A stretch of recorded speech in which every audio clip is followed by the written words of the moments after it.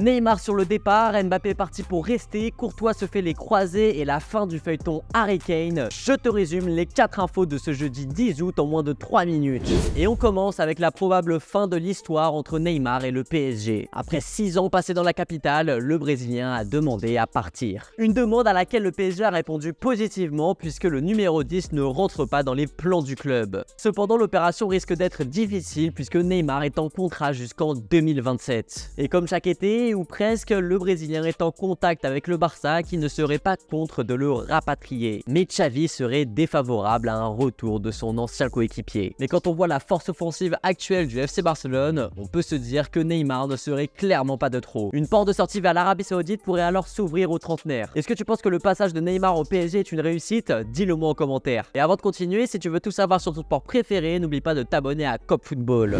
Alors que Neymar s'en va, Mbappé lui devrait rester. Le numéro 7 parisien a annoncé à Nasser Al-Khelaifi qu'il ne partirait pas cet été. Exclu de la tournée au Japon et envoyé au loft par le PSG, le champion du monde n'a pas cédé aux pressions du club. En fin de contrat l'été prochain, les Parisiens souhaitaient vendre le Français afin de ne pas le laisser partir libre. À voir donc si des sanctions envers le chouchou du parc seront prises et surtout s'il prolongera son contrat dans un an. C'est le gros coup dur de ce mois d'août pour le Real Madrid. Thibaut Courtois s'est blessé. À 2 jours de la reprise de la Liga, le portier belge s'est rompu les ligaments du genou. Une blessure grave qui l'absentera des terrains pendant une grosse partie de la saison. Si le Real Madrid possède déjà Andriy Lunin dans ses rangs, la Maison Blanche se lance tout de même à la recherche d'un nouveau gardien qui pourrait faire le travail cette saison. David De Gea et Hugo Lloris étant libres de tout contrat, les deux anciens de PL pourraient être un bon coup pour les Madrilènes. On parle aussi de Yassine Bounou, demi-finaliste de la Coupe du Monde avec le Maroc, qui était déjà en lien avec le Real en décembre dernier. Mais à quelques semaines de la fin du mercato, le FC Séville devrait essayer de garder son gardien. Poussé vers la sortie à Chelsea après l'arrivée de Robert Sanchez,